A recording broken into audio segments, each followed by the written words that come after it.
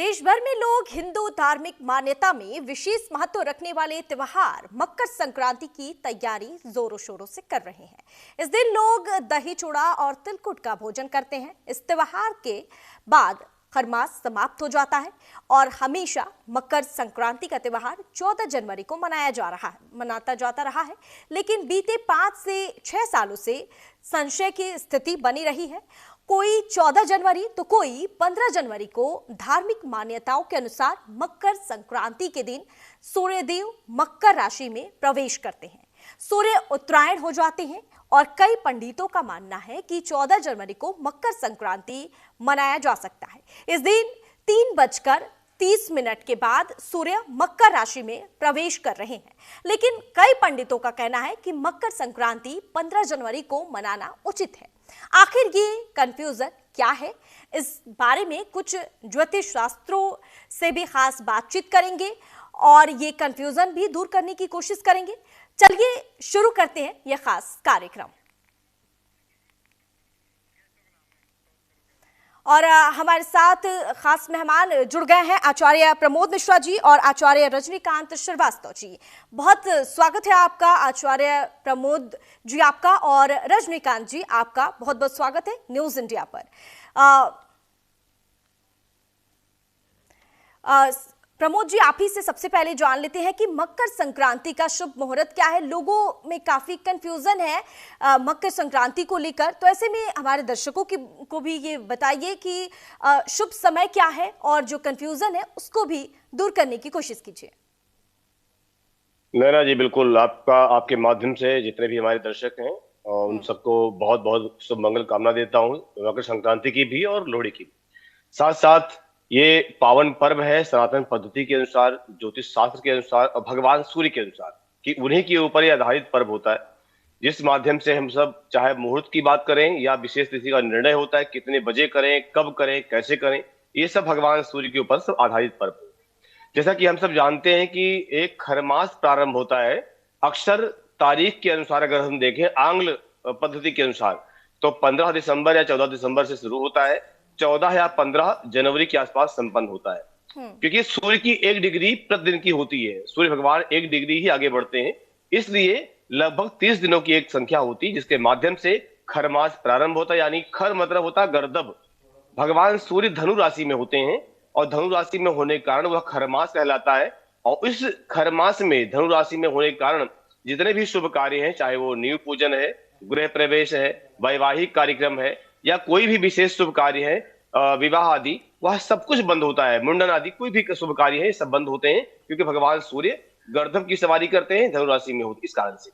अब जब यहाँ पर मकर राशि में प्रवेश कर जाते हैं, तो मकर राशि प्रवेश करने के बाद जितने भी शुभ कार्य वह प्रारंभ हो जाते हैं। लेकिन फिर भी कुछ ग्रहों का उदय और अस्त का होना, चाहे वो गुरु हो या शुक्र, इन पर भी बहुत आधार रखता है क्योंकि दोनों आचार्य ग्रह हैं। शुक्र भी आचार्य ग्रह है, गुरु भी आचार्य ग्रह है, जीवन की सुख सुविधाओं से जो है संबंध रखते हैं। इस कारण से गुरु शुक्र की उदय स्थिति देखी जाती है, तब ये सब काम प्रारंभ होते हैं। फिलहाल खरमास जो है वो मकर संक्रांति पर समाप्त होता है, धनु से जब मकर पर सूर्य प्रवेश करते हैं। रही बात मुहूर्त की, बात आपने की थी, तो इस समय पंचांग के अनुसार जो पंचांग कहता है वह 14 तारीख को यानी बुधवार को अनुराधा नक्षत्र रहेगा और इस दिन भगवान सूर्य दोपहर में 3:06 पर, ये जो टाइम बता रहा हूं ये दिल्ली एनसीआर के सूर्योदय के ऊपर है।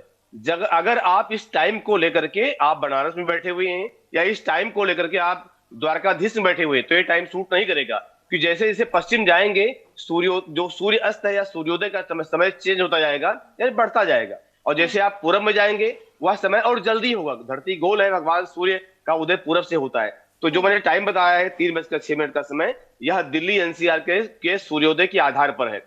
तो 3:06 पर जो है भगवान सूर्य धनु राशि से मकर में प्रवेश कर रहे हैं और उस दिन का जो सूर्यास्त है यानी सूर्यास्त का प्रभाव होता है, सूर्यास्त जो हो रहा है वो 5:42 पर हो रहा है। तो 1 घंटा पहले यानी 4:42 का समय, तो 3:06 से लेकर के और 4:42 के बीच में यहाँ पूर्ण काल है। अगर 14 तारीख को आप तीर्थ में जा रहे हैं, स्नान कर रहे हैं, कुछ दान पुण्य कर रहे हैं, बिल्कुल कर सकते हैं। लेकिन सनातन पद्धति और ज्योतिष पंचांग के अनुसार यह कहता है कि जब भगवान सूर्य मकर में प्रवेश करें और सूर्योदय हो यानी उस सूर्योदय में करें तो ज्यादा ही पुण्य काल होता है, ज्यादा ही अच्छा समय होता है। तो यह समय जो आ रहा है वह 15 को आ रहा है, क्योंकि जो 14 का सूर्योदय है उसमें भगवान सूर्य धनु राशि में रहेंगे, मकर में नहीं रहेंगे। तो इसलिए 15 का जो सूर्योदय होगा वह मकर संक्रांति से युक्त होगा, मकर से युक्त होगा। तो इसलिए 15 का जो सूर्योदय है उस दिन 14 की अपेक्षा 15 को मनाना ज्यादा ही बेहतर है, कि भगवान सूर्य 14 को सायंकाल में रहेंगे, 15 को प्रातः काल और प्रथम सूर्योदय होगा। इसलिए सबसे उत्तम है कि आप 15 तारीख को जो तीर्थ में जाते हैं, दान पुण्य करते हैं, स्नान करते हैं, कोई विशेष औषधियों को ग्रहण करते हैं कि भगवान सूर्य उत्तरायण हो जाएंगे, कोई मंत्र दीक्षा लेते हैं, जो जप तप करवाते हैं, कोई अनुष्ठान करवाते हैं। तो ये सब सारा जो विशेष कार्य है, यह विशेष कार्य आपको 15 तारीख के सूर्योदय के बाद करना चाहिए, ब्रह्म मुहूर्त में करें और ये अच्छा है। तो मूल जो है कि 15 तारीख को ही मकर संक्रांति का पर्व मनाना उचित है। हाँ जी नैना जी। जी, आपने जैसे बताया कि 15 तारीख को, लेकिन कुछ लोग हैं जो 14 तारीख को भी स्नान कर रहे हैं और 14 तारीख को ही मकर संक्रांति मना रहे हैं, तो उनके लिए आप क्या कहना चाहेंगे? देखिए, मैंने आपको बताया अभी कि जो है दोपहर के बाद, मध्याह्न काल के बाद 3:06 से लेकर के 4:42 के बीच का समय है। इसमें भी अगर मतलब 15 को उपस्थित नहीं हो पा रहे हैं किसी कारणवश, 14 को ही करना चाह रहे तो आप कर सकते हैं। इस समय भी भगवान सूर्य मकर में प्रवेश कर जाएंगे, धनु से प्रवेश कर जाएंगे, देखिए सूर्योदय में नहीं रहेंगे। अब आस्था का पर्व है और तीर्थ में जा रहे हैं, तो कहते हैं कि एन केन विधि दीन्हे दान करे कल्याण, रामचरितमानस में तुलसी बाबा कहते हैं। तो यहाँ पर जब भगवान के निमित्त और धर्म के निमित्त, संक्रांति के निमित्त आप कोई भी दान या पुण्य या स्नान करते तो आपको पुण्यदायक होता ही है, आपको पुण्य फल देता ही है। लेकिन ज्योतिष की आज्ञा क्या है, शास्त्र की आज्ञा क्या है, शास्त्र की मर्यादा क्या है, यह भी बहुत बड़ा विषय होता है। इसलिए शास्त्र की मर्यादा को देखते हुए, उचित क्या है अनुचित क्या है सब देखते हुए 15 को सबसे उचित सबसे अच्छा है। और किसी कारणवश आप 14 को भी करना चाहते हैं, 15 को आपका समय नहीं है, उपस्थिति नहीं है, तीर्थ में नहीं जा सकते या कोई और भी कारण है, तो आप 14 को भी इस समय यानी 3:06 के बाद से लेकर के 4:42 के मध्य आप विशेष शुभ कार्य, स्नान, दान, पूजा पाठ आप कर सकते हैं या करवा सकते हैं। हाँ, और हमारे साथ रजनीकांत जी भी जुड़े हुए हैं, तो चलिए हम रुक कर लेते हैं रजनीकांत जी का भी। रजनीकांत जी, इस बार सूर्य के मकर राशि में प्रवेश होने से देश, दुनिया और आम जनजीवन पर क्या प्रभाव पड़ेगा, हम आपसे ये जानना चाहेंगे। जय श्री राम, जय हनुमान जी। जय श्री। देखिए, सबसे पहले तो हम लोग तय कर लेते हैं कि 14 का अच्छा है या 15 का अच्छा है, फिर मैं आपके जवाब देता हूँ। देखिए, 14 तारीख को जो मनाते हैं वो भी गलत नहीं है, 15 को मनाएंगे वो अति उत्तम, क्योंकि जिस समय सूरज मकर राशि से में प्रवेश करेंगे उस समय क्या होगा कि नहाना धोना सबके लिए संभव नहीं होगा, टफ पड़ जाता है कुछ लोगों के लिए। तो उस दिन 14 तारीख को वो 3:समथिंग पे 3:07 के आसपास हो, 3:15 भी कई पंचांग में दिया है, वो टच करेंगे तो उस टाइम में नहाना धोना। जबकि परंपरा ये रही है मकर संक्रांति को अर्ली इन द मॉर्निंग सूर्य को जल दे के, सूर्य को प्रणाम करके हम लोग इसका दान करते हैं। उस दिन षष्ठ तिला एकादशी भी पड़ गई है। षष्ठ तिला के एकादशी के दिन रात को लोग खिचड़ी नहीं खाते हैं, दिन में खिचड़ी नहीं बनाते, चावल का दान नहीं करते। तो इस तरह से लोचा आ गई है इसमें 14 तारीख में, जबकि परंपरा 14 का ज्यादा है। 15 तारीख को सूरज उगेंगे ठीक ठाक, तो उस समय में करना ज्यादा अच्छा है। लेकिन सूर्य का अपने पुत्र की राशि में जाना, मकर राशि में 3 महीने तक लिए पृथ्वी पे बहुत अच्छा संकेत नहीं दे रहा है। इसमें महिला आंदोलन के चांसेज हैं, कई जगह विध्वंसक स्थिति आएगी, उग्रवाद बढ़ेगा, लड़ाई झगड़ा होंगे, फसाद होंगे, इस तरह की कई समस्या देखने को मिल रही है। यहाँ तक कि ये भी देखने को मिल रहा है कि किसी बड़े लेवल के नेता का हो सकता है कि उनका दी एंड हो जाए, ऐसी भी संभावना देखने को मिलती है। और इस साल का जो मकर संक्रांति है वो आप देखिए कि मेष, सिंह, वृश्चिक, मीन राशि के लिए तो अच्छा है, बाकी किसी के लिए उतना शुभ नहीं है। तो इसके बैड इफेक्ट्स भी पड़ने के चांसेस ये है। इसलिए हमारी अपनी एडवाइस है कि ज्यादा लोग 15 तारीख को सुबह उठ के नहा धोवा के जिस तरह से मकर संक्रांति का विधिवत करते हैं वो करें, अपना एकादशी के व्रत को भंग न करें। इसी में कुछ एस्ट्रोलॉजर की ये भी एडवाइस रही थी कि ठीक है उस दिन चावल का खिचड़ी न खाएं तो आप बाजरे का खिचड़ी खा लेना, ये सब जगह संभव नहीं है। तो क्योंकि दान भी करना पड़ता है, काली तिल का दान भी और भी चीजों का दान किया जाता है, तो ये करना चाहिए। और जिन राशियों के लिए शुभ नहीं है उनको कंबल का दान करना, काली तिल का दान करना ये ज्यादा अच्छा है। और कोई क्वेश्चन हो तो पूछिए। देखिए, जो लोग बहुत से लोगों के मन में ये भी सवाल रहता है, जैसे कि आपने भी बताया कि दान पुण्य करना चाहिए, और मकर संक्रांति का जो त्यौहार होता है इस पर ये खास महत्व होता है दान पुण्य का, और खासकर स्नान का। तो ऐसे में बहुत से लोग हैं जो गंगा में जाते हैं, पवित्र डुबकी लगाते हैं, लेकिन कुछ लोग होते हैं जो नहीं जाते हैं, गंगा में डुबकी नहीं लगा पाते हैं। तो घर पे रह के उन्हें क्या उपाय अपनाना चाहिए, उन्हें क्या करना चाहिए? देखिए, मोस्ट प्रॉब्ली हर घर में गंगा जल अवेलेबल होती है, लोग रखते हैं श्रद्धा से, सनातन धर्म वाले। नहीं है तो आमतौर का जो आम घर में जो जल है उसी को गंगे च यमुने च गोदावरी सरस्वती नर्मदे सिंधु कावेरी जले अस्मिने सानिध्यम कुरु, इस तरह से करके छींटा वोटा मार ले, वो ज्यादा अच्छा है। गंगा जी का स्मरण किया जाता है, ठीक है। इस तरह से शुद्ध करके गंगा का स्मरण करके और नहा लें। उसके बाद सूर्य को जो अर्घ दी जाती है वो अपना विधि करें। जी जी, और हमारे साथ प्रमोद मिश्रा भी जी जुड़े हुए हैं, तो इनसे भी चलिए जान लेते हैं कि किन राशियों के लिए ये शुभ है और किन राशियों के लिए जो है वो ये शुभ नहीं है। तो उन्हें क्या करना चाहिए और क्या नहीं करना चाहिए, और क्या दान करना चाहिए, जैसे जो जिन राशियों के लिए ये अशुभ है उनके लिए थोड़ा सहूलियत हो। बिल्कुल नीना जी, जो ज्योतिष शास्त्र कहता है कि संक्रांति अक्सर संक्रमण है। संक्रमण एक राशि को छोड़ना, दूसरे राशि पर जाना। भगवान सूर्य ऐसे 12 महीने में 12 राशियों का परिवर्तन करते हैं, और इसी को सौर मास कहते हैं। सौर मास में 12 ही महीने होते, चंद्रमास में 13 महीने हर तीसरे साल आ जाते हैं।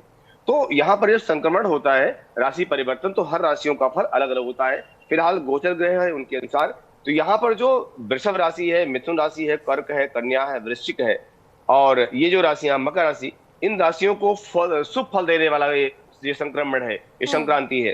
जो बाकी राशियां हैं वह थोड़ा भागदौड़ वाली या स्वास्थ्य आदि को विशेष ध्यान रखने वाली राशियां हो सकती हैं। इनमें थोड़ा उतार चढ़ाव रह सकता है। हाँ। तो जिनके लिए शुभ नहीं है, यानी भाग दौड़ है या किसी प्रकार की कोई दिक्कत है, इन लोगों को खिचड़ी का दान, अन्न का दान, तिल का दान, वस्त्र का दान, दक्षिणा का दान, और यहाँ तक कि जैसे अभी चर्चा कर रहे थे आप स्नान के बारे में, तो जहां तक संभव प्रयास आपका हो, आसपास जहां भी रहते हैं, गंगा का स्नान करें, यमुना का स्नान करें, या कोई भी तीर्थ नदी आसपास है। भारत बहुत बड़ा देश है, और उत्तर से दक्षिण तक, पूर्व से पश्चिम तक, जहां भी आपके तीर्थ नदी है, जाकर के आप स्नान जरूर करें। अपनी अवस्था को देखते हुए, अपने स्वास्थ्य को देखते हुए। अगर कोई गर्भवती महिला है, कोई वृद्ध है, रोगी है, तो घर पे ही स्नान करें। जैसा कि अभी आचार्य जी ने बताया थी, गंगा जल का ध्यान करके, गंगा जल डाल करके, गंगा जी का स्मरण करके, इस तरह से भी स्नान वहां पर तरीके से कर सकते हैं। क्योंकि शरीर माध्यम खलु धर्म साधनम, पहला धर्म साधना आपका शरीर है, आपका स्वास्थ्य है। तो पहले अपने स्वास्थ्य को देखें, शरीर को देखें, इसके बाद में इन नियमों को धारण करें। और रही बात, सबसे बड़ी बात यह है कि मनसा वाचा कर्मणा, मन वचन कर्मों से आप पवित्र हैं। तो आप जहां पर भी हैं वहां पर भी गंगा का ध्यान स्नान कर करके, गंगा का गरुड़ पुराण में आता है, भागवत में आता है कि ध्यान, गंगा का स्मरण, गंगा का नाम जप, गंगा जल से स्नान, गंगा जल का पान, ये हर तरह से कल्याण करने वाला है, हर तरह से आपको पवित्र करने वाला है। इसलिए जिस प्रकार से भी आपसे संभव हो सके आप उस तरीके से करें। लेकिन हाँ, करें जरूर, इसलिए करें, ये सनातन पद्धति है। और सनातन पद्धति ऐसी पद्धति है जो विश्व में संस्कार देने वाली है, विश्व को ज्ञान देने वाली है। तो जो कुछ है वो सनातन में ही है, इसलिए इसको अपनाएं। अगर आप आज जो है लापरवाही करते हैं, आज कहीं अपने पर्व से त्योहार से दूर जाते हैं, पर्व त्योहार से भटक जाते हैं, तो आपकी आने वाली पीढ़ी क्या करेगी? इसलिए अपने बच्चों को भी सिखाएं, अपनी आने वाली संस्कृति, आने वाली पीढ़ी को संस्कृति का ज्ञान दें, संस्कृति का ध्यान दें। ये जरूर करें, और करने से आपको आत्मा का लाभ, सांसारिक लाभ, मन क्रम वचन बुद्धि का लाभ, और आने वाली पीढ़ी की मजबूती भी होती रहती है। इसलिए जरूर करें। जी देखिए आचार्य जी, आपने भी बताया कि कुछ लोगों के लिए ये लाभकारी नहीं है, तो साफ और बहुत कम शब्दों में बहुत स्पष्ट ढंग से हम समझना चाहेंगे कि जिन लोगों के लिए लाभकारी नहीं है, स्वास्थ्य संबंधी हो गया परेशानी, या फिर उनकी रोजमर्रा या फिर बेरोजगारी, नौकरी पेशे को लेकर, तो उन्हें क्या उपाय अपनाना चाहिए, उन्हें क्या करना चाहिए? कुछ विशेष उपाय बताइए। बिल्कुल बिल्कुल बिल्कुल। देखिए इस कलयुग में जी। 5 देव ऐसे हैं जिनकी प्रार्थना साधना पूजा प्रतिदिन हर सनातनी को करनी चाहिए। जैसे श्लोक बोलता हूँ कि आदित्यम गणनाथम च देवी रुद्रम च केशवम पंचदेवक्तमित्युक्तम सर्व कर्मेषु पूजिते आदित्यम, भगवान सूर्य। तो ये जो पर्व है ये भगवान सूर्य का ही पर्व है, जिस दिन अपने पुत्र शनि की राशि में प्रवेश करेंगे, मकर में प्रवेश करेंगे। तो सूर्योपासना या सूर्य को प्रतिदिन अर्घ देना, शाकाहार अपनाना, खान पान का विशेष ध्यान रखना, क्योंकि जैसा हम अन्न ग्रहण करते हैं वैसा हमारा मन होता है, वैसी बुद्धि होती है, जी। और फिर कर्मों के अनुसार फल भी वैसे आने लगता है। उसका कोई विकल्प नहीं है, फिर दवाई से ठीक नहीं होगा। आपको आहार शुद्ध करना पड़ेगा, करना चाहिए, इसमें कोई कंप्रोमाइज नहीं होनी चाहिए। आहार शुद्धि और अपने इष्ट की उपासना, अपने इष्ट की पूजा। प्रथम देवता भगवान सूर्य जो कलयुग के प्रत्यक्ष देवता है, प्रतिदिन सूर्य उदय होता है, प्रतिदिन सूर्य अस्त होता है, तो उनकी उपासना, उनको जल देना, उनका नाम जपना। अगर आप गायत्री दीक्षित हैं तो गायत्री मंत्र का जाप करना, क्योंकि वेद माता गायत्री का मंत्र है। इसका अधिक से अधिक तुलसी की माला से या रुद्राक्ष की माला से एक माला जब भी प्रतिदिन होता है तो बिल्कुल आपको अच्छा फल मिलता है। एक श्लोक है कि धर्मेण हन्यते व्याधि, धर्मेण हन्यते ग्रह, धर्मेण हन्यते शत्रु, यतो धर्मस्ततो जया। तो धर्म में नैना जी वो ताकत होती है, वो बल है कि धर्म के माध्यम से धर्मेण हन्यते शत्रु, बड़े बड़े शत्रुओं का भी, चाहे शत्रु शरीर का हो, चाहे बाहर का हो, चाहे अंदर का हो, चाहे कोई विकार हो, हर तरह शत्रुओं का नाश होता है। धर्मेण हन्यते ग्रह, ग्रह कितना प्रबल हो आपके ऊपर, कितना प्रकोप धारा हो, अगर आपके मन में, विचारों में, संस्कारों में धर्म है तो आपका कोई बाल भी बांका नहीं कर सकता। कैसे भी ग्रह आएंगे और चले जाएंगे लेकिन आपको फर्क नहीं पड़ेगा, क्योंकि बारिश होती तो है लेकिन छतरी जब आपके पास होती है, आपके पास रेनकोट होता है, आपके पास कोई अपनी गाड़ी वाहन है, तो आपको बारिश का कोई भी फर्क नहीं पड़ेगा, क्योंकि आपके पास सुविधा है, साधन है, आपका बचाव होता रहेगा। तो धर्मेण हन्ते ग्रह और यतो धर्म ततो जया, जहां धर्म होता है वहां जय जयकार होती रहती है। तो सबसे अच्छा उपाय है कि आप अपने अब सुविधा के अनुसार, अपनी शक्ति सामर्थ्य के अनुसार दान अवश्य करें। अनमोल जीवों की सेवा, गाय कुत्ता या चींटी या कीड़े मकोड़े, इनकी सेवा जरूर करें। कोई अपंग व्यक्ति है जो उठ नहीं सकता, चल नहीं सकता, कुछ काम नहीं कर सकता, ऐसे व्यक्तियों को खाने वाली चीजें दें, जो भी आपसे संभव हो सके उनको, उनकी सेवा करें। तो निश्चित है जब हम धर्म के रास्ते पे चल रहे होते हैं, खान पान से लेकर के कर्मों तक, तो हमारा कोई बाल भी बांका नहीं कर सकता, न किसी प्रकार का कुग्रह हमारा कुछ बिगाड़ सकता है। इसलिए आप अपने आप को मन वचन कर्मों से अपने आप को स्वच्छ रखें, पवित्र रखें, पावन रखें, ईश्वर की आराधना करें, पंचदेव की पूजा करें। ये बहुत छोटा उपाय है लेकिन बहुत बड़ा फल है। तो छोटे उपाय करते हुए त्याग तपस्या के साथ जीवन जिए, बिल्कुल आप स्वस्थ जीवन जिएंगे। और कैसा भी विकार जीवन पे आएगा, राशियां खराब होंगी, होती रहेंगी, लेकिन आपको कोई फर्क नहीं पड़ेगा। नैना जी, चलिए, तो हमारे साथ ज्योतिष आचार्य जी डॉक्टर रजनीकांत जी भी जुड़े हुए हैं, तो इनसे जान लेते हैं कि वो कौन सा विशेष संयोग बन रहा है इस मकर संक्रांति पर जो लोगों के लिए शुभ होगा, लोगों के लिए अच्छा होगा। देखिए, पिता पुत्र का मेल का ये त्योहार है जी। शनि और सूर्य देव का मिलन, पिता पुत्र का मेल है। सूर्य के घर में मकर राशि में सूर्य का प्रवेश, शनि के घर में पिता का जाना, ये एक तरह का शुभ संकेत भी है। हालांकि इनके वैचारिक मतभेद है, ज्योतिष में आप देखेंगे तो वैचारिक मतभेद है। सूर्य आत्मा के कारक हैं, हृदय के कारक हैं, पराक्रम के कारक हैं, शौर्य के, सम्मान के, मान सम्मान के कारक हैं। सूर्य में तेज होती है, सूर्य से हड्डी की ताकत बढ़ती है। तो सूर्य का नमस्कार करना, सूर्य के सामने गायत्री पढ़ना, सूर्य का ओम गृणी सूर्याय नमः करना, ये बहुत अच्छा है। और बेसिकली मकर संक्रांति का त्यौहार को अगर आप साइड से जोड़ें तो क्या देखेंगे कि ये नए फसलों का भी त्यौहार है। नई जो फसल आती है उसके लिए, नई चावल, नई चीजें, उसका भी त्यौहार है। तो उन चीजों का दान पुण्य भी किया जाता है। भाई साहब ने बताया कि आप गाय को, कुत्ता को, चिड़िया को, मछली को, चींटी को, सबको दान करें, ताकि जीवों का एक तरह का समझे कि आप भंडारा कर रहे हैं, उनके लिए भी करेंगे और अपने लिए भी कल्याण करते हैं, आप पुण्य संचय करते हैं अगले जन्म के लिए, और इस जन्म में भी आप नेक काम कर रहे हैं। तो सूर्य देव का उत्तरायण होना काफी शुभ संकेत है।